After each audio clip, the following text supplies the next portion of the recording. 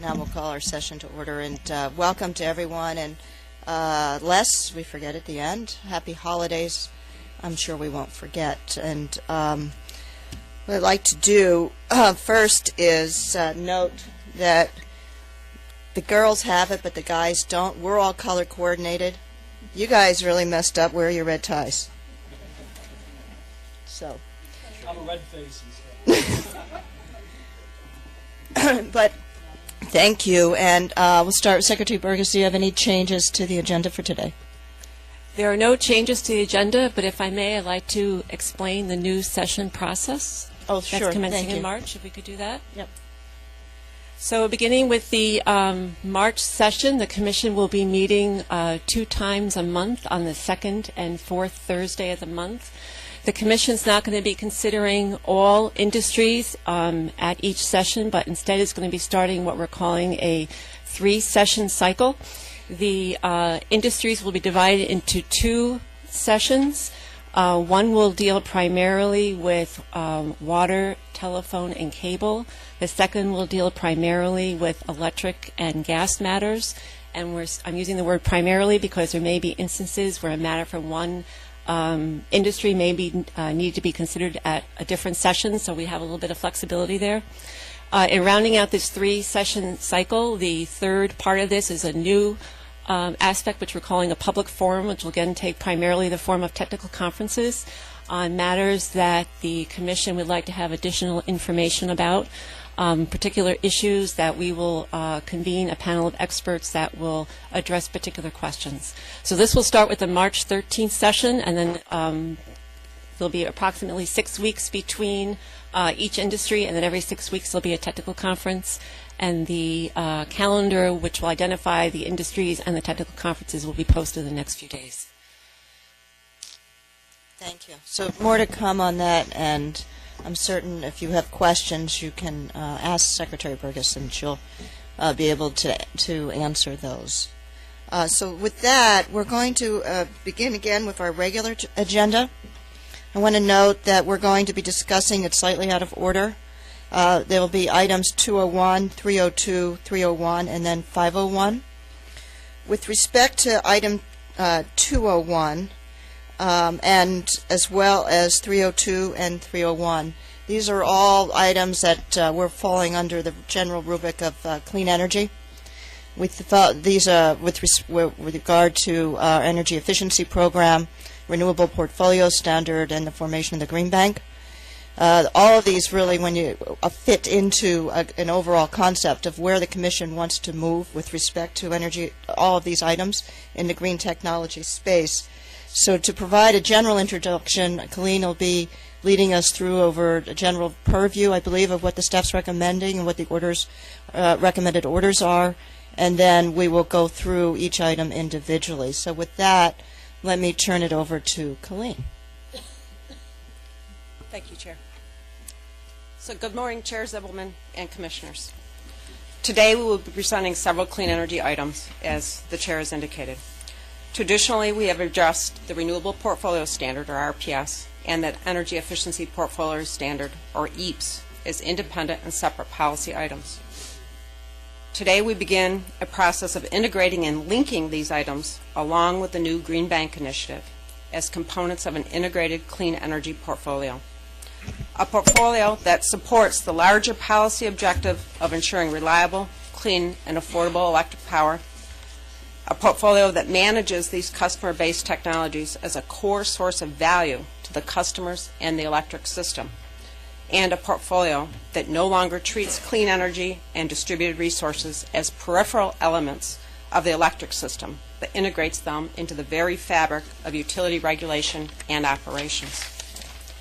Why now?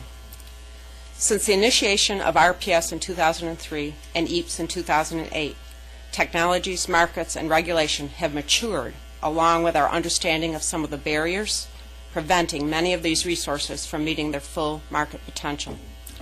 The RPS and EAPS programs are currently funded through 2015. It is now that we need to begin to refocus and realign these programs to make clean energy technologies critical components of New York's 21st century power system. How? A major component of the near-term answer to this question is the New York Green Bank. The Green Bank will focus on breaking down some major barriers to the large-scale adoption of energy efficiency and clean energy, including the large upfront costs of some projects and the undeveloped secondary market for clean energy financing. By animating private sector markets and recycling its initial capital, the Green Bank holds the promise of bringing many clean energy technologies to scale and eventually reducing ratepayer subsidies. You'll hear more about this a bit later in today's session. While the Green Bank is a key component, the overriding answer to the question of how involves changes to regulatory structures and markets.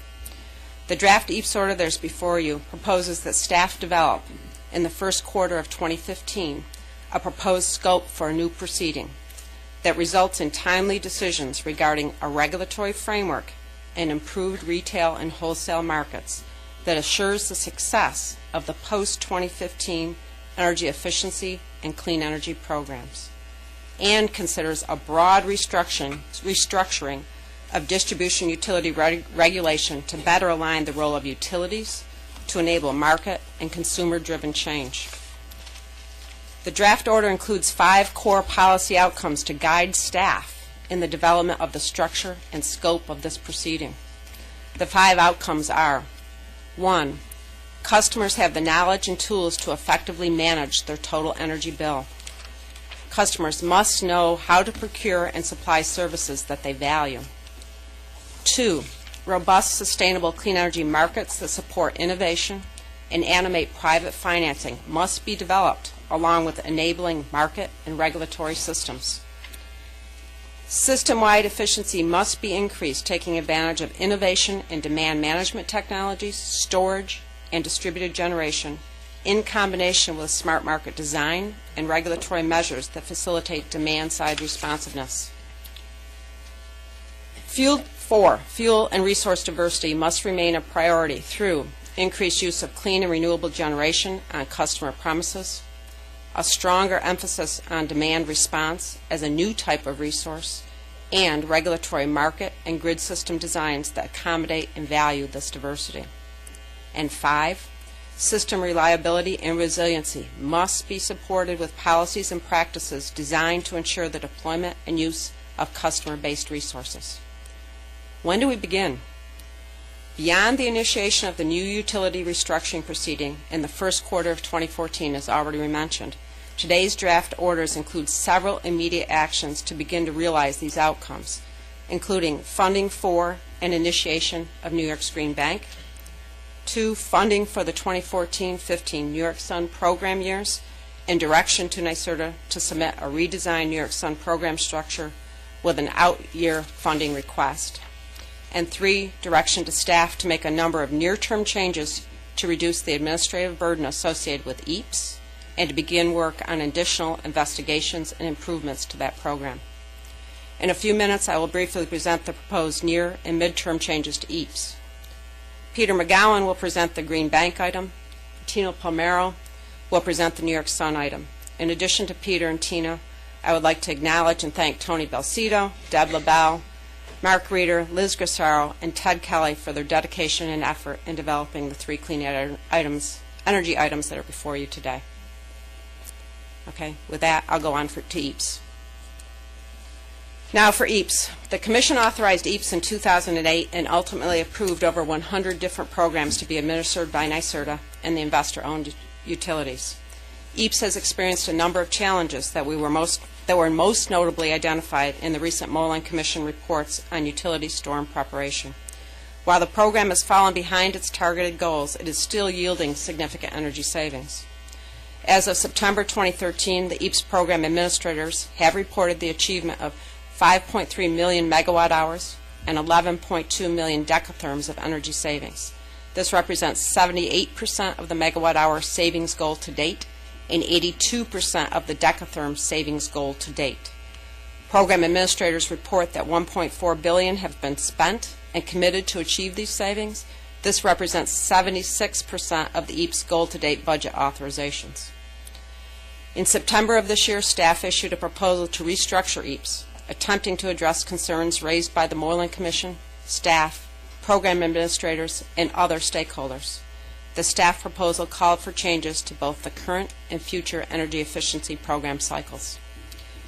The order before you contains a number of staff recommendations for streamlining changes for the 2014 and 15 program years that, if adopted, will promptly reduce administrative burden on both program administrators and department staff. These recommendations include removing approval requirements for changes to customer incentive levels, removing approval requirements for reallocations of program budgets and targets among programs within a specific customer sector, eliminating both the approval and notification requirements for program administrators to borrow from future year funding, streamlining of reporting requirements, including moving from monthly scorecard reporting to quarterly reporting, developing streamlined guidance outlining eligible energy efficiency measures, and a process to maintain an accurate listing of those measures to replace the existing 27 measure classification lists. And finally, eliminating of payback testing for all measures as well as pre-screening requirements for prescriptive measures. Many of these changes require the development of staff guidance to ensure that adequate information continues to be received to maintain proper oversight of the EAPS programs. In the many comments received on the restructuring proposal, a recurring theme was that program administrators should be involved in the development of this guidance. To that end, the order directs the formation of an E-squared working group to begin working on guidance related to these near-term changes. This new group will replace the existing Implementation Advisory Group and Evaluation Advisory Group. In addition to working on the more immediate changes I've just outlined, the newly formed working group, along with staff and NYSERDA, is directed to begin work on a number of more complex, technical, and logistical aspects of the energy efficiency regulation to provide a more informed foundation for the future of these programs. They are directed to develop a prioritized action plan and schedule for a number of midterm investigations and activities, including the following: a full assessment of current EAPS programs and the status of ongoing and planned evaluation studies, the development of cost-effectiveness screening guidance and tools, exploration of the concept of fuel-neutral programs and a comprehensive clean energy fund, exploration of the concept of a self-directed or banking approach for large customers, improvements to the technical resource manual, and a development of a plan for sharing customer data with NYSERDA and others while maintaining the standards of protection that utilities currently require when sharing data with their contractors. A number of these activities may lead to additional proposed changes for the 2014-15 program years that may be brought back to you for your approval. At the very least, these are believed to be, quote, no regrets areas of investigation that will build a stronger foundation for New York's future energy programs. And with that, that concludes the presentation on the EAPS order. Thank you, Colleen. That was very helpful and well done. Thank you. Before we move on to the other items, I want to take some discussion on the EAPS program. And let me just start with, first of all, I want to step back and really praise staff for what I think was the phenomenal amount of work and thought that has gone into both the initial petition and then the proposed order. You know, it's easy in this role to be the Monday morning quarterback and look at everyone else and say, well, you need to do things better. The hardest thing is actually to look at yourself and say, we need to do things better. And so a lot of this is staff taking an honest assessment of what's been working and what's not, and saying, well, what do we need to change? And I truly applaud that the changes and the recognition. A lot of the immediate issues and a lot of the things that where we want to achieve, where we're finding that we're getting in our own way and streamlining and looking for ways to avoid ministerial acts that are not effective, and also think more broadly about where we want to go. Just in terms of that, I think that the proposed order embraces a lot of what we believe is the foundational elements of New York Energy's policy, both in the past and actually now under Governor Cuomo. Specifically, we've always been committed to the main principles of making sure electricity is reliable, electricity is affordable, and the system itself is as clean as it can be and sustainable. Those are fundamental and will never change.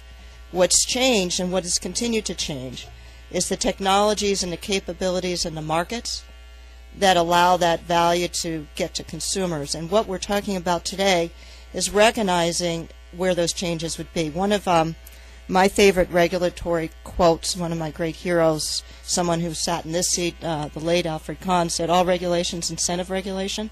It's just a question of what we want to incent. And what we're doing today is really recognizing, the proposed order is recognizing, that one is you have to start with the vision. And Colleen, I think, has identified a number of the elements are going to be important of that vision. One of the most important elements is this recognition that in the 21st century things can be totally different. Rather than thinking about the electric grid that we thought that was built in the 20th century around central station generation, transmission, distribution, and customers remaining largely inelastic, we now have the opportunity to really rethink it, and actually the obligation, around thinking in terms of how energy efficiency, distributed energy resources, clean energy resources are no longer peripheral, I can say that better, but really core to how the system is not only designed and developed but operated. And I think part of that is a recognition that to do that vision, certain things have to change, because we can have the best vision in the world, and we even have the best programs in the world, but if our markets and our regulatory schematic are not aligned to allow for that, then we won't achieve what we want to go. So I think a good part, what the Eve's order from my perspective does this right balance of saying, one, what are the immediate things that we need and can take care of that will get in our way of achieving of what we want to do in 2014 and 2015. Second, what are the things that we need to be working on that we know that the staff has identified, that the parties have identified, that should be worked on? And if they can be done earlier, definitely should be done, but in the meantime should be funded into or put into what we're going to be doing going forward beginning in 2016. And third, stepping back and saying, well, wait a minute, we're not going to get where we want to go if in fact the regulatory regime we operate on, the roles and functions we provide to the utilities, the markets we enable, don't embrace this vision and provide effectively sufficient long-term vision and clarity, so not only do the market operators know what to do, the other members of the market, whether that's the utilities or the ESCOs or the aggregators or the technologists, know what the vision is, but also that there's sufficient clarity and long-term views so that the financial markets can also be animated and that they also have the confidence of where we are going forward. So I think it's recognizing all of these things need to work together is what the order proposes, that we need to step back to move forward, and I really applaud staff for both taking that vision and the courage to say we need to go further, we can do better. So I thank you for that, and I will turn it over to my other commissioners for comments. Commissioner Sayre, would you like to start? Technology is picking up and shaking the electric industry just as I saw it do with the telecommunications industry. The proceedings that are outlined, that we outline in these items may well, as the chair said, lead to major changes in the way we look at energy regulation. I contemplate that the combination of technological advancement and commission policy will lead to significant changes in the roles of many of the market players in the energy market, with a lot more focus on customers and behind-the-meter activity than we've ever seen before. I'm a believer in letting market forces work to the extent we can let them work, as long as this commission maintains its essential role of ensuring that energy remains safe, affordable, reliable, and clean. To get this right, we need and we will have a multi-stakeholder process, and I look forward to a great deal of input over the course of the next year from all interested parties. Thank you. Commissioner Brown? No, I want to thank staff for coming up with these proposals. It's obviously a really important time to take a look at what our requirements were, what our requirements weren't, what we were doing with the data we were getting. The intention's always been there. We are collecting hundreds of millions of dollars of ratepayer money, and we have an obligation to make sure that those hundreds of millions of dollars that are being spent on energy efficiency, the way I've always described it, for every dollar we collect, we better save more than $1. Now, that doesn't have to be pure energy savings. That can have to do with a variety of secondary factors, but we have been rabid in our desire to try to ensure that that dollar saved more than $1. Probably sometimes a little too rabid. But the cause was the right cause. So I think what we're doing today is just making that adjustment in where we really need to maintain good, heavy oversight and where we can allow the programs to be much more flexible and move without us getting in the way bureaucratically. So I think we're achieving an important balance today. Our goal is still the same, to try to parlay the monies that we're collecting from ratepayers and doing the maximum good we can do with it and do all those good things and moving the system into the 21st century. So I applaud the efforts that we're taking today and thank staff and all the stakeholders who really got involved, including NYSERDA, who we're going to be talking about a lot today, and working with them to try to make these programs better. Commissioner Comport. Well, I guess as someone who's been here for quite some time, I want to go back in history to when we began EAPS, knowing full well that this was something we were starting down a new path. And we knew that we had to ensure there was flexibility. And so today we are using that flexibility to again ensure that this works to its optimum with the use of technology, as Commissioner Sayer had said, constantly changing.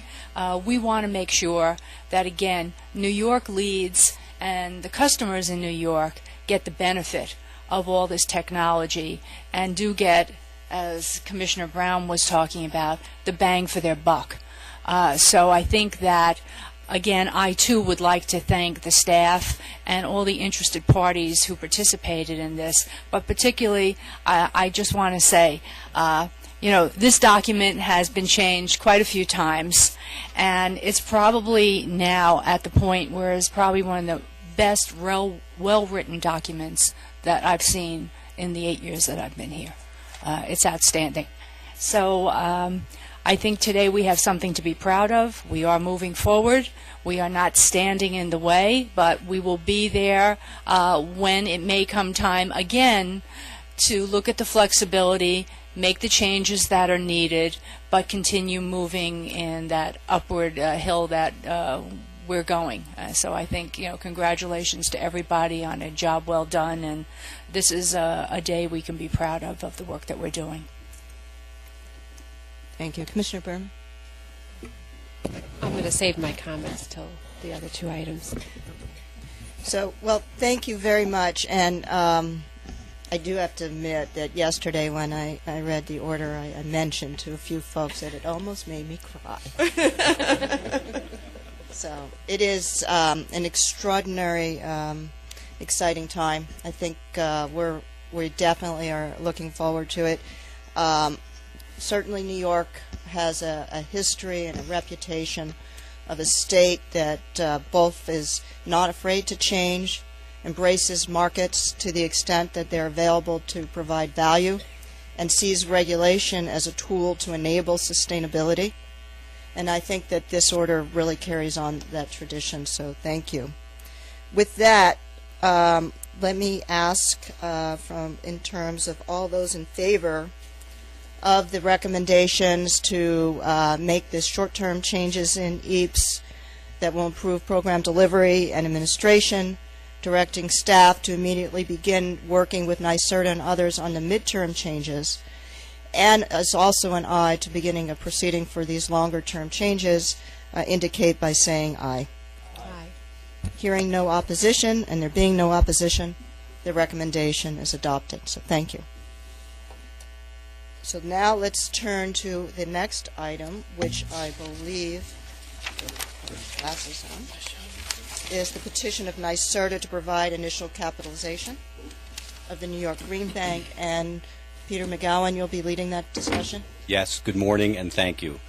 As the chair indicated, today we're trying to bring several different things together and engage several different sectors, market operators, utilities, other providers of energy services, vendors of clean energy products, and financial markets. And I think this item is a great example of an effort to engage financial markets and bring financial markets more closely and better aligned with our objectives. So the item that we're now discussing is NYSERDA's proposal to develop public-private alliances through the establishment of a new green bank to facilitate financing for clean energy and energy efficiency projects. In particular, NYSERDA seeks to reallocate approximately 165 million of currently uncommitted energy efficiency and clean energy programs to this newly established New York Green Bank as an initial step to capitalize the Green Bank. These funds would also be combined with approximately 45 million of funds from the Regional Greenhouse Gas Initiative for an initial capitalization of approximately $210 million.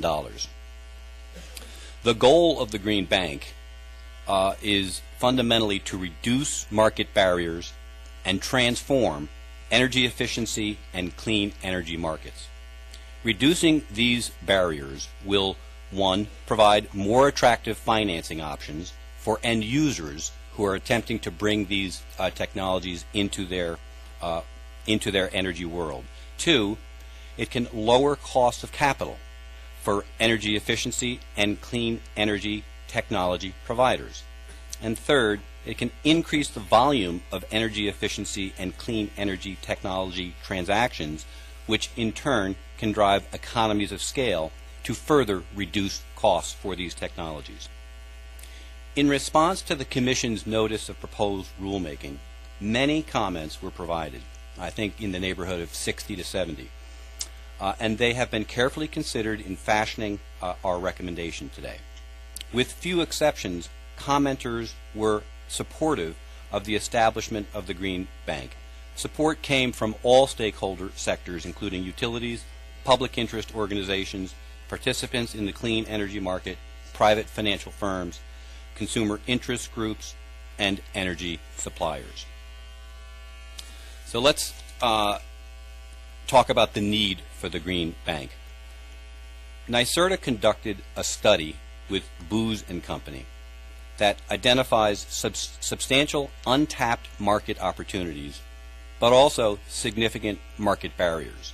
So these market barriers, some examples of these market barriers are an underdeveloped secondary capital market, low volume of transactions, which I think is due to the fact that there is a lack of robust commercial performance data on these transactions, limited availability of information on the technologies and savings that flow from them, limited information on vendors who will be providing these products, all of which adversely affects the underwriting process. There is also the difficulty of the large upfront costs that these products often entail, and the need to smooth that out over a period of time. These barriers appear to be acute for small-scale financing, technologies with limited deployment records, and medium credit quality financing. The Booz study identifies several well-tested financial offerings that could address these financing gaps. These capital solutions basically fall into four categories. Credit enhancements, which would mitigate risk for the financing operation. Second is our aggregation strategies, known as warehousing, where loans are aggregated and then made available to the secondary market. Third, direct lending. Fourth, more complex transactions would be developed in terms of structured tax equity funds. And then a fifth, more general effort that the Green Bank would attempt to pursue is informational tools, getting more transparency in performance data, loan conformity standards, and vendor certifications. So what are the scope of the activities that the Green Bank would undertake? The Green Bank proposes to use its capital to support energy efficiency and clean energy technologies within the existing scopes of the Commission's RPS program, the EAPS program, and the SBC programs. The Green Bank is essentially going to enter into alliances or partnerships, collaborations with private financial institutions. So they'll be working with these institutions, not in competition with them. They will support scalable, mature technologies and commercially accepted deployable technologies, as well as system-based solutions.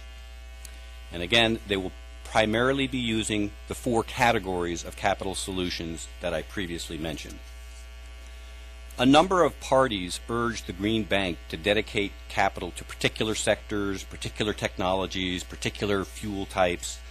And what the recommendation that we're making is to give the Green Bank flexibility, consistent with the broad boundaries of deploying funds to support technologies that fall within the eligibility boundaries that I mentioned earlier.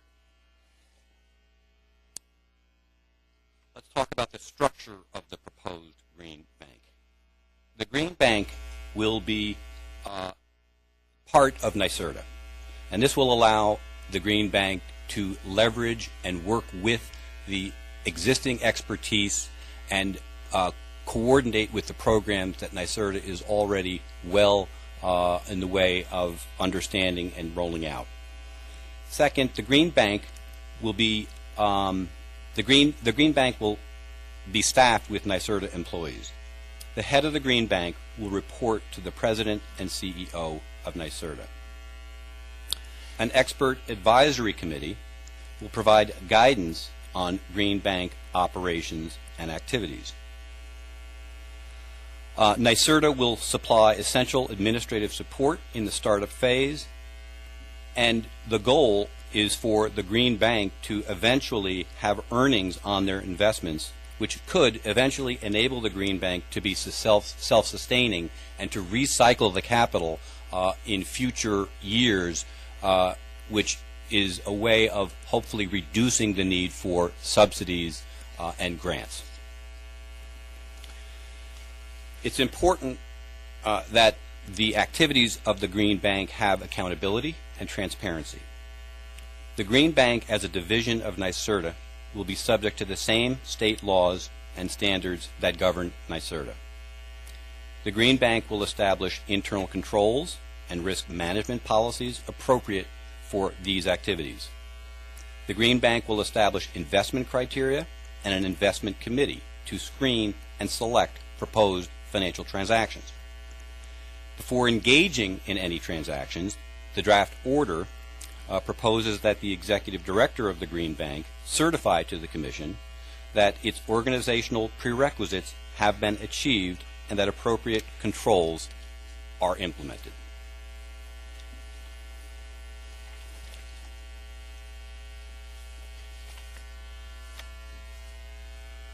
So that is, in brief, the summary, what the proposal before the Commission is. And the basic recommendation is that because the dedication of these funds to the Green Bank will serve the goals and policies that the Commission has set for EAPS, RPS, and SBC3 programs, and because NYSERDA's proposal presents market transformation opportunities and offers potentially significant benefits to ratepayers, including increased leverage of private capital, it is recommended that the Commission grant NYSERDA's petition. I think it's worth noting that the proposed reallocation that NYSERDA is requesting consists of $3.5 million of uncommitted NYSERDA EAPS 1 funds, $22 million of uncommitted NYSERDA SBC 3 funds, $90 million of uncommitted utility EAPS 1 funds, and $50 million of NYSERDA RPS funds. Only uncommitted funds that are otherwise not being deployed are being reallocated. Thus, the initial funding for the Green Bank will not increase collections from ratepayers. Finally, I would observe that the Green Bank's market-oriented focus is consistent with the broader effort outlined by Colleen to align the Commission's regulatory framework and market designs to support markets. So, if the Commission embraces this petition, the next steps would be for the Green Bank to file an organizational plan within 60 days, for the Green Bank to file its business plan within 6 months, and that plan would be updated annually. The Green Bank would also provide quarterly reports on its activities, and the Green Bank would be required to work with the department staff and parties to develop performance metrics, performance evaluation metrics, including risk management, financial and market impacts, and success in meeting clean energy goals. That concludes my presentation. Great. Thank you very much. Before I turn it to my fellow commissioners for comments, I think that the Green Bank, as of my view, is going to be a critical element of us achieving what we want to do to move forward. I note that the formation of the Green Bank is an element that was announced by the governor last year as part of his State of the State, and really is a critical piece of where we want to move when I say that we want to move energy efficiency, clean energy technologies from afternoon programming to prime time.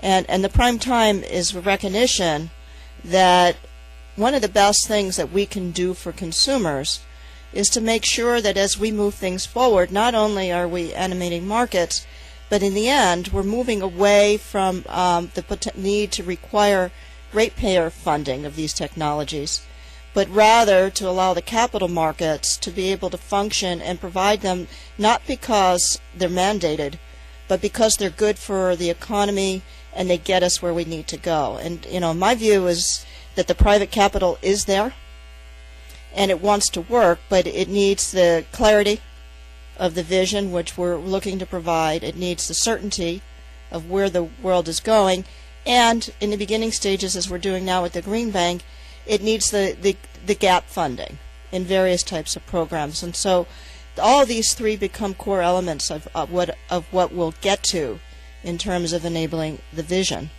With regard to that, though, I am mindful of the fact, and as Commissioner Brown just indicated with respect to the EAPS order, we're collecting consumer money, and it's critical for us to make sure that that money is being wisely spent. But at the same time, we need to recognize that in doing this, we need to afford sufficient flexibility to NYSERDA and Green Bank to be successful. So for us, it is that careful balance of recognizing that the obligation to make sure the monies are well spent remain with us. It's something that we can delegate but not abdicate. And that requires sufficient transparency and continuous transparency of how the organization is going to work, making certain that the people who are making these decisions are qualified to make these decisions. And I note that recently with both John Rhodes joining Green Bank and the new joining NYSERDA and the new president of the Green Bank, we're developing that capability, but amplifying that with the advisory committee as well as the investment committee. And then thirdly, making sure, and there might be fourth there, is making sure that we're getting continuous reporting of what is going on. So it's almost the Six Sigma of state what you're going to do, plan what you're going to do, review on how you're doing it, and then make mid-course corrections to make sure it's working. And it's providing that level of transparency that's going to be very important to us. So I applaud the structure, and I think it's the only way it can work. With respect to that, we're looking forward to the continuous input of work of NYSERDA and the staff working together, and as well as the input of third parties. I do appreciate the fact that so many people have said, yes, this is the way to go. We need to be thinking about how we get private capital in, and that the greatest role that we can use of ratepayer money, or one of the greatest, is to help animate that private capital and get over what the Silicon Valley folks talk about, that valley of death, where you have very good technology, very economical solutions, and yet they need to get to scale to become self-funding, and that's really a critical element of what all this is about. So I think it's a great recommendation, great use of ratepayer funds, and a really terrific step forward for the state. So thank you. And with that, let me just go left to right here. It makes it easier for me. Commissioner Brown. You know, there's studies galore that we keep seeing that shows there just continues to be a lot of untapped, cost-effective energy efficiency measures. It just doesn't get done, even though cost-effectively, the rational economists like Mark Reeder would say people should decide, because it's got a payback that makes it a good investment, but it doesn't happen. And it doesn't happen on the residential level, but we also see it in commercial buildings, institutional buildings, industrial places, that if it doesn't have a payback of ridiculously short time, it doesn't get done, even though it's cost-effective. So obviously, opportunities are being missed, and what I look at the Green Bank is another tool that we're developing here that allows these cost-effective energy efficiency measures to occur. And if a financing is part of the problem, then the Green Bank hopefully can parlay in working with private institutions, overcome that barrier, and I'm going to describe it a little bit of it as an experiment. I think it's been proven elsewhere, but it's an experiment well worth trying. And the real benefit of it is, if it really does work, it can become a revolving fund, which would then decrease the need to continued collection of monies to achieve these energy efficiency goals. So it has tremendous potential. I'm looking forward to the implementation and watching what happens, and I think we'll keep a close eye on the Green Bank and how much it gets out and what the effect and all of the various factors, the details that I think we're still kind of being worked on as we speak. But I'm happy to be moving forward with it today and getting a new tool in our arsenal. Commissioner Ackenpour. Well, I certainly think it's an opportunity again to go to some of those underutilized technologies that are out there. That haven't been the top ones, but could be down the road. So I think it does open the doors, and of course that always is a benefit to the consumers out there. I would ask that when the business plan is ready, and I also had asked for an organizational chart, I think it would be important to get that to us so we can see that rather than waiting for reports. Just that it gives us a better overview of what exactly the whole plan and going forward and how the makeup of the Green Bank will be. So I think that's something I would ask for. Again, New York is moving again, so it's a good thing. And I think that's anticipated, isn't it? Yes. Thank you. Commissioner Sayre, or I would say Lord Sayre, as I learned last night.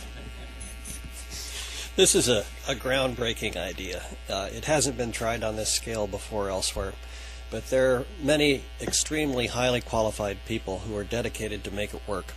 I think it is well worth investing uncommitted funds where we're not increasing any ratepayer burdens by setting this up, with the goal and firm expectation that it will lead to reduced ratepayer costs in the future. Commissioner Berman? I'm going to save my comments. So, with that, then, All of those in favor of the staff's recommendation to grant NYSERDA's petition to reallocate $165 million in uncommitted EAPS, SBC, and RPS funds to provide for the initial capitalization of the Green Bank, as Mr. McGowan just described, please indicate by saying aye. Aye. Hearing no opposition and there being no opposition, the recommendation is adopted. So thank you. With respect then, we will go to the last item, which is item 301, and that's with respect to the Retail Renewable Portfolio Standard, and Tina Palmero, who's the Chief of the Office of Energy Efficiency and Environment, will be presenting that today. Welcome, Christina.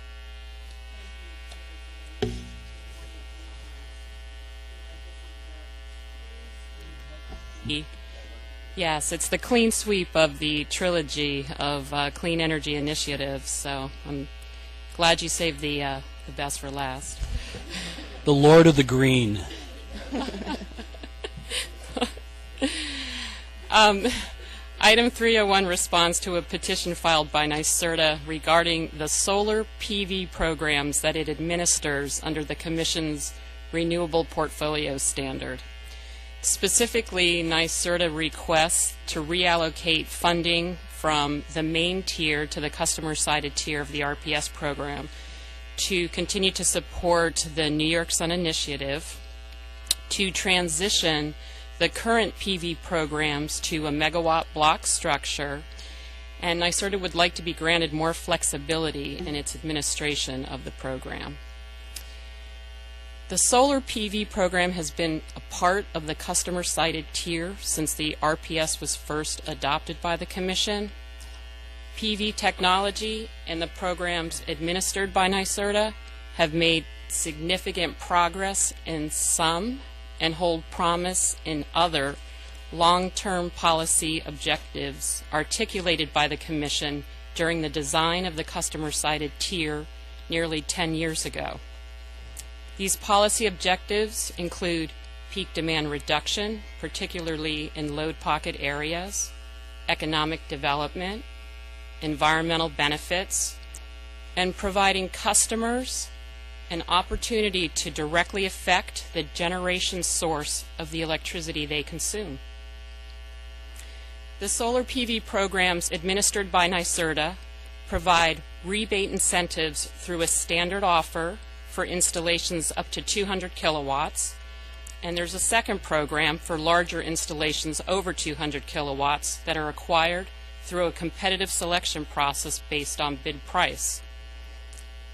The programs have been revised over the years with Commission approval to keep pace with evolving markets and customer demand. A significant revision to the program occurred in 2012 to support Governor Cuomo's New York Sun Initiative that called for a significant increase in the amount of solar PV capacity installed in the state. At that time, the Commission authorized an increase in funding for the PV programs, doubling it from $54 million per year to $108 million per year through 2015, the term of the RPS program.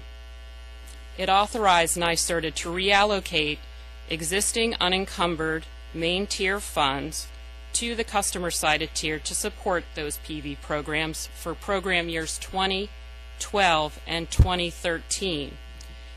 It deferred a decision on the source of funding for 2014 and 15 until the launch of the 2013 review, which has commenced. The Commission also prescribed some specific program requirements to ensure a sustained level of growth in the PV market throughout those years in a cost-efficient manner. This increase in funding has greatly helped to accelerate the PV program and the goals of the New York Sun Initiative. In 2012, the number of total applications to install PV increased nearly 80% from 2011. And the capacity more than doubled during that same time period. In addition, the incentive rebate per watt offered by NYSERDA continues to decline, allowing the state to achieve more solar capacity per dollar invested. To ensure that there is no interruption to the program, NYSERDA requests that it once again be authorized to reallocate existing unencumbered main tier funds to support program years 2014 and 15. It notes that there is again sufficient unencumbered funds to support this. Staff concurs with that assessment and recommends that the Commission authorize this reallocation of $108 million from the main tier to the customer-sided tier. The total funding would bring this, the total funding of $216 million for the next 2 years would be brought to these solar PV programs. In addition, NYSERDA seeks to redesign the programs to respond to the changing solar markets. This design would entail a longer-term schedule of megawatt energy targets with corresponding rebate incentives. These incentives would decline as megawatt targets are reached in each block. The ultimate goal of this approach is to provide a clear, transparent, and predictable path to eliminate direct incentives in these programs while continuing to grow the market. So we're trying to transition this industry to a self-sustaining market free of direct incentives, similar to what you had been referring to. Again, staff supports this megawatt block approach, but it recommends that the Commission require NYSERDA to come in for Commission approval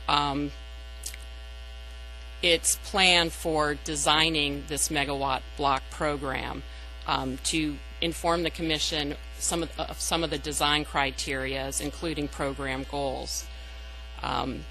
It also suggests that if the program is designed beyond 2014, that NYSERDA come in with a funding request to support the program beyond the terminus year of 2015.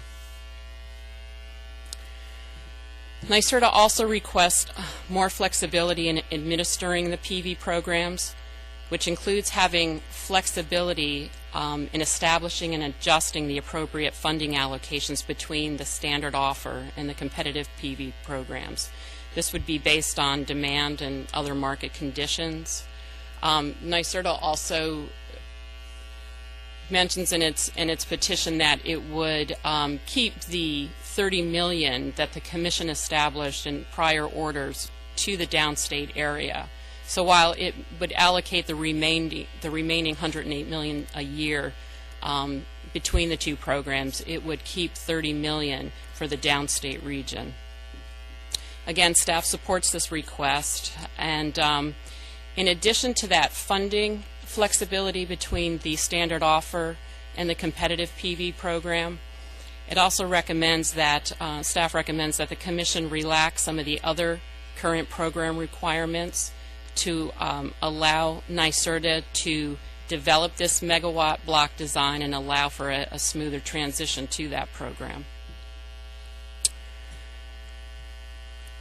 Just wanted to mention one other item. In NYSERDA's petition, they discussed that there may be some opportunities for some enhanced coordination with LIPA in its administration of its solar PV programs in its service territory on Long Island. LIPA as well as NYPA both play a role in the Governor's New York Sun Initiative.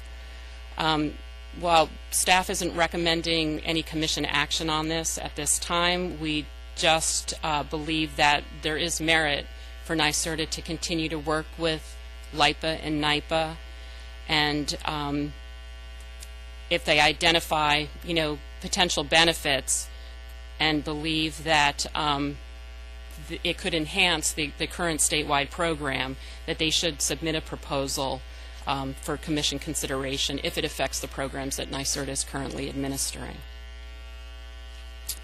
That concludes my presentation. I am available to address any questions you may have.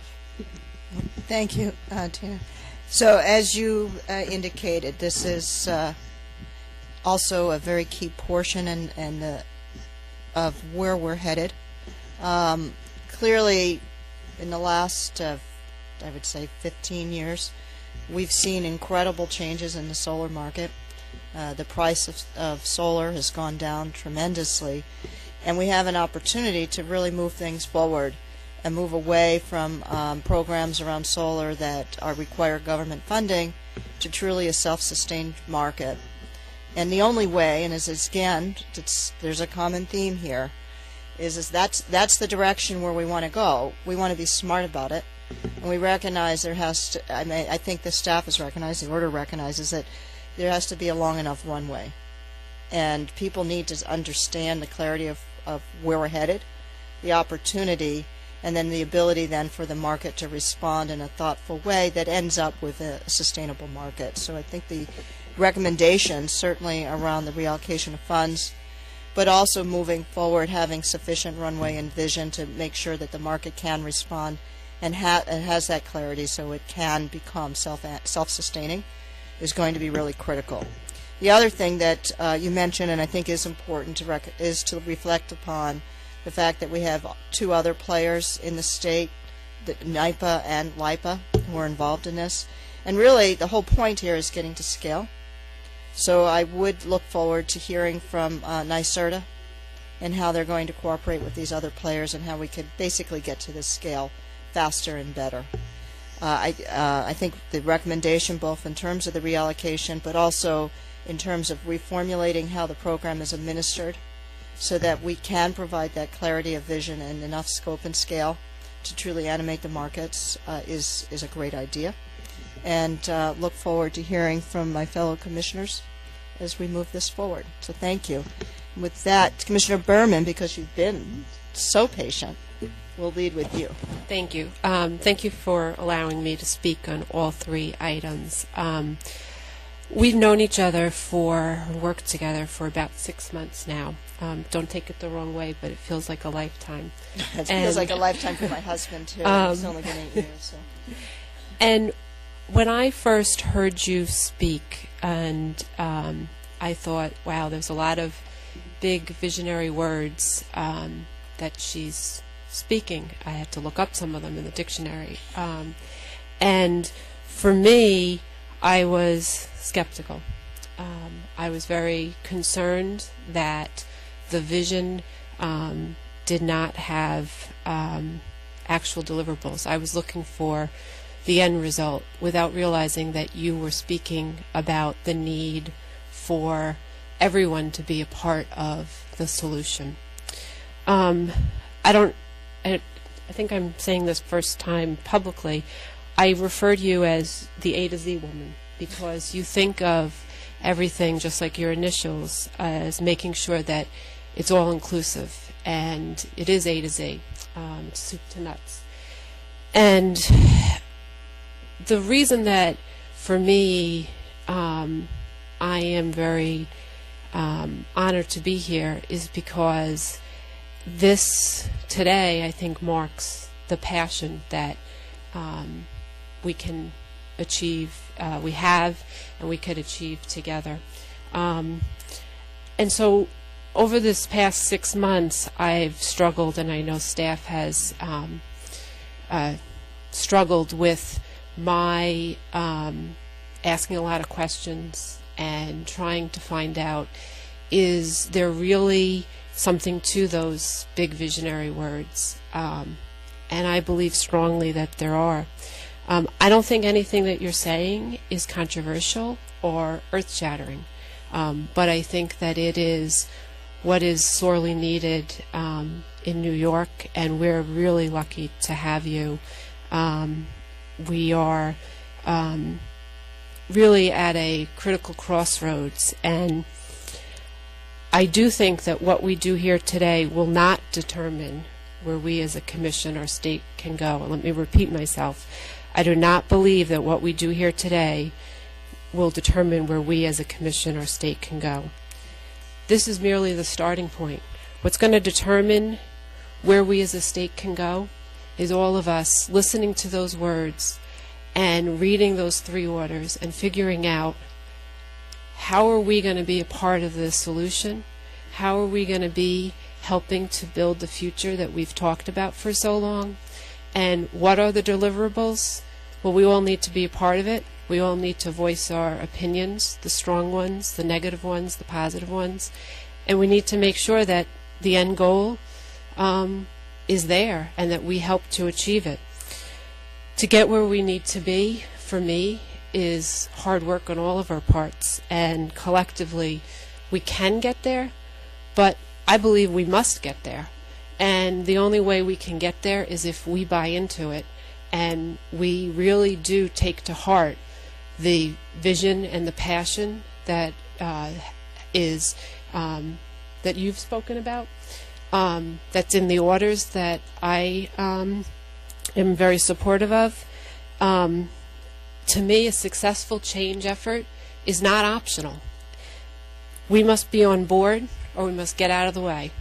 And this new system is ultimately going to have to stand on its feet.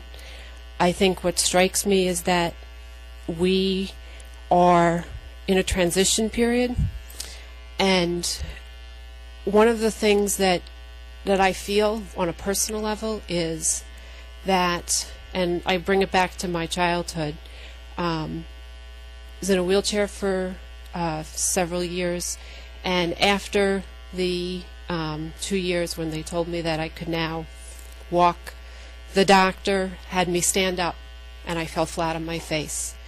And he kept having me stand up, and I kept falling flat on my face. And the nurse came over and said, "You need to help her learn how to walk. She's not going to be able to do it this way. We're going to be here all day." And he left the room. He chose not to be a part of the change effort.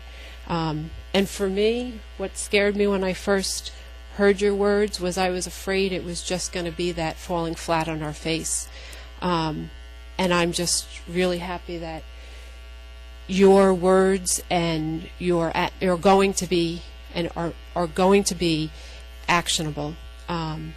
The transition away from customer-funded subsidies is something that people have talked about, and we're now actually saying this is a goal that we have and we're embracing.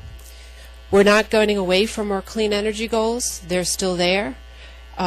We're not throwing away all of the programs. We're looking at those existing programs, and where necessary, we're continuing them, and we're making sure that we make the necessary changes. In the EAPS order, there's a lot of changes, some small, some major, but they're not dismantling things. They're trying to make it better. They're trying to say that there are barriers. We've bent those barriers, and we're now going to change the way we do business. The RPS, there's opportunities there in the future, looking at how we do this on a statewide basis, looking at potentially the construction of large solar energy projects. The Green Bank is something that is taking uncommitted money. It is not looking to take new money right now.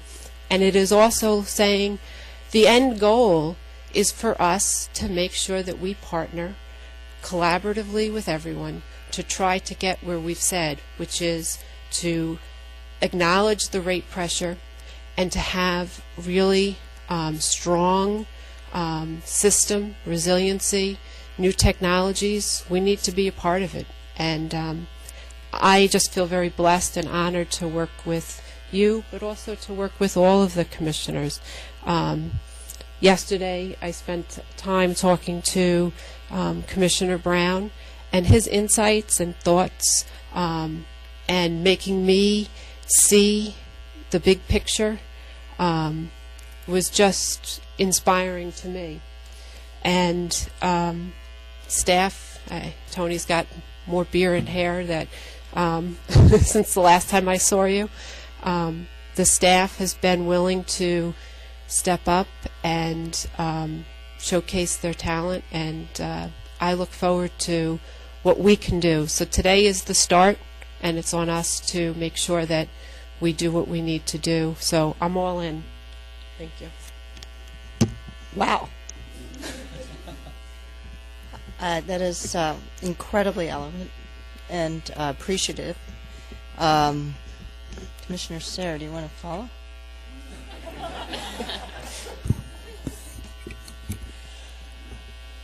I'll try, but not as well or articulately. I think this particular item hangs together excellently with the other items that we're looking at today. This is a major example of where technology is picking up and shaking the industry. Solar's getting closer and closer to cost parity with conventional generation, but it needs a few things to get the job done and bring it fully into the mainstream.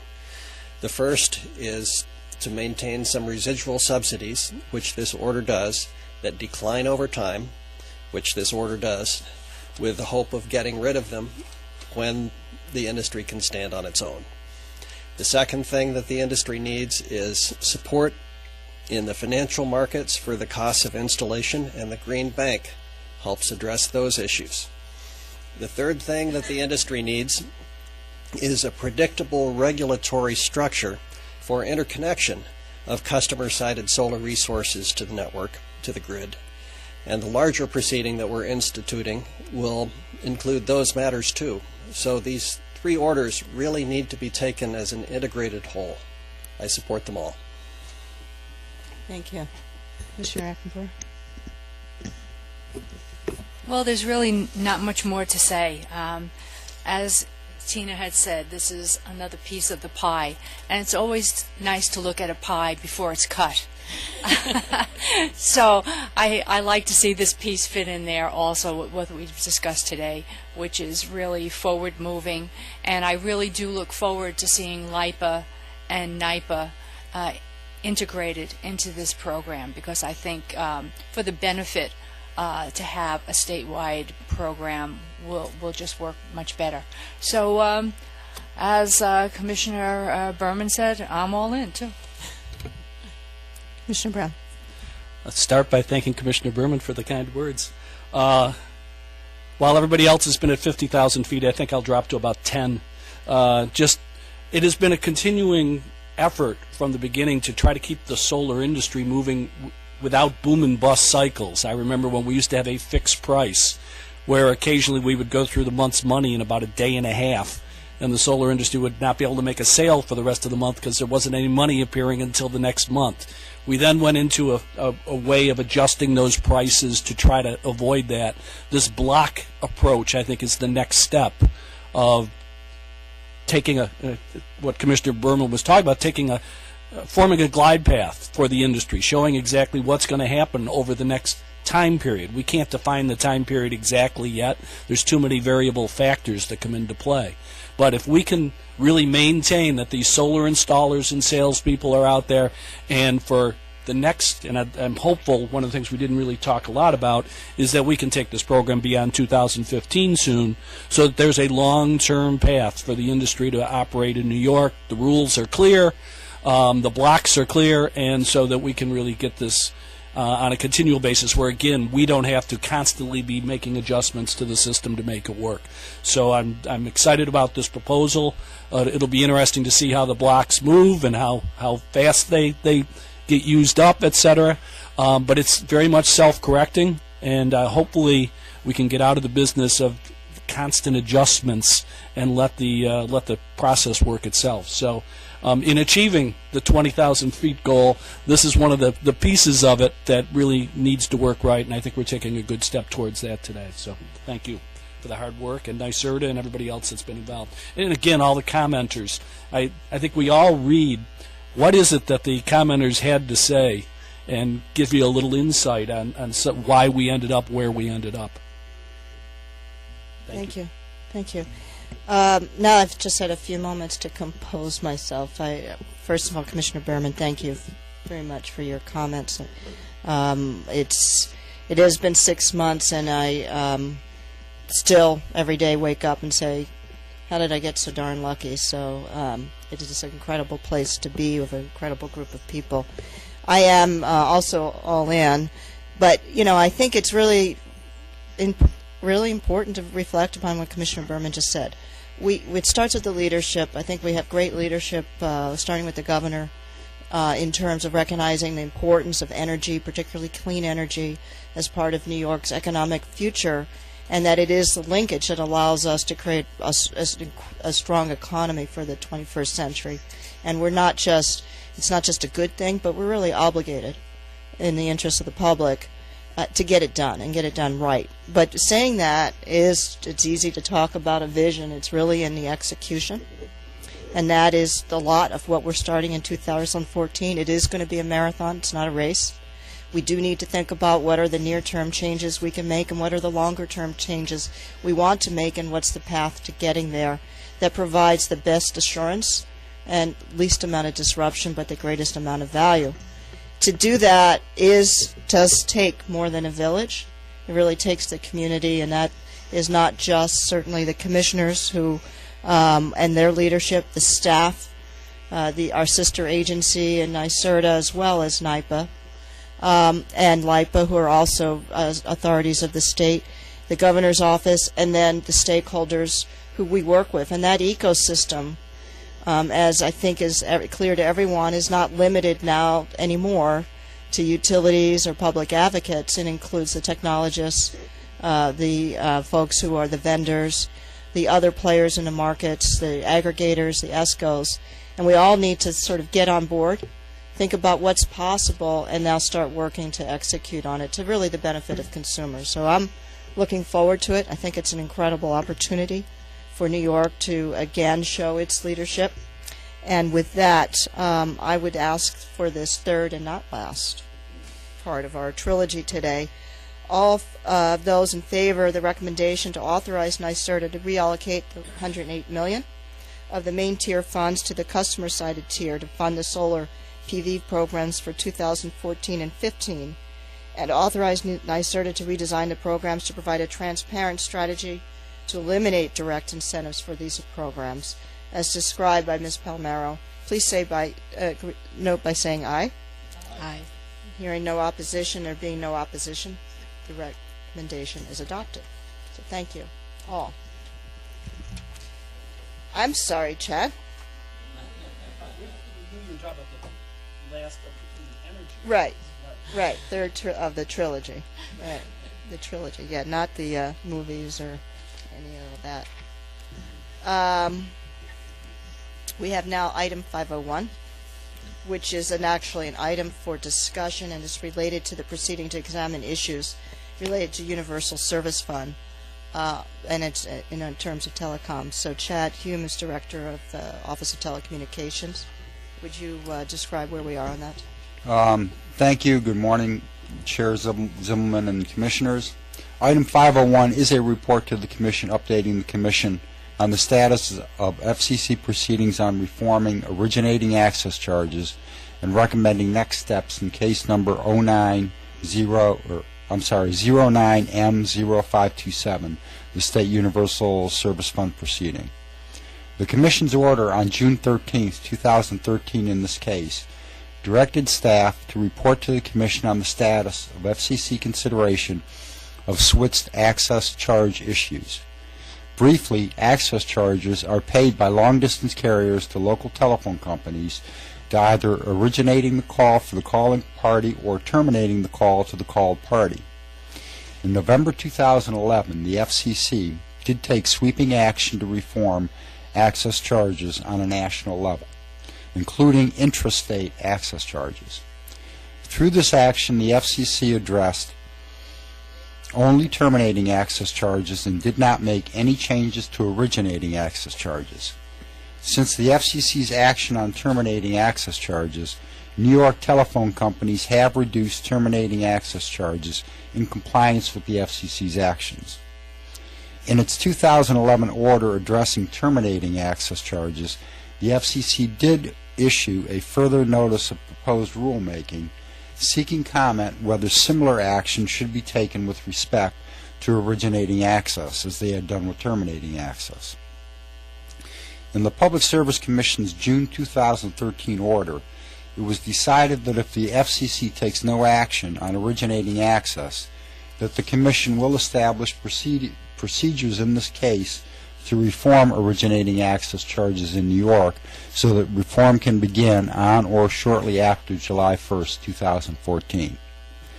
The item before you today does report that the FCC has not taken any further action towards addressing the reform of originating access, and staff does not expect any action on this matter soon.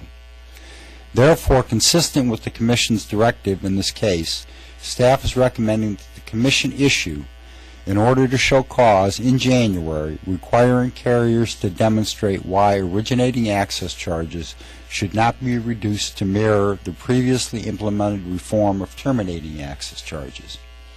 That is, we propose that originating access charges be reduced on a 7-year, phased-in schedule similar to the schedule used for reduction in terminating access charges.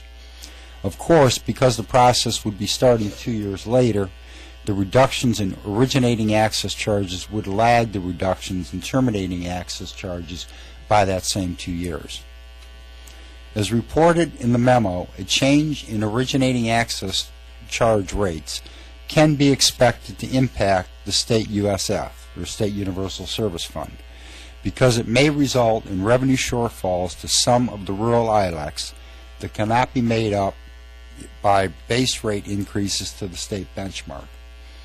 Based upon a review of the current annual State Universal Service Fund disbursements and a projection of the potential impact of the phase-out of originating access, the impact appears to be minimal and well within the capacity of the State Universal Service Fund as currently constituted. The memo notes that Verizon and Frontier are not eligible to receive disbursements from the State Universal Service Fund, but they will experience revenue shortfalls from further access charge reductions.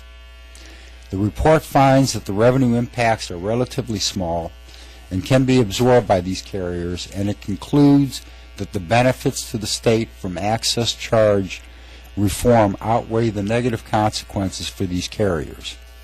The specifics of the impacts on these carriers are confidential and will be redacted from the public version of this report. The item before you today is only for information purposes, and no Commission action is required.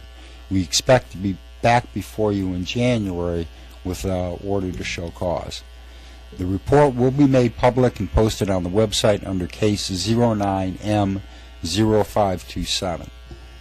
Glad to take any questions, and Libby Leipschitz is also available for any questions on this case.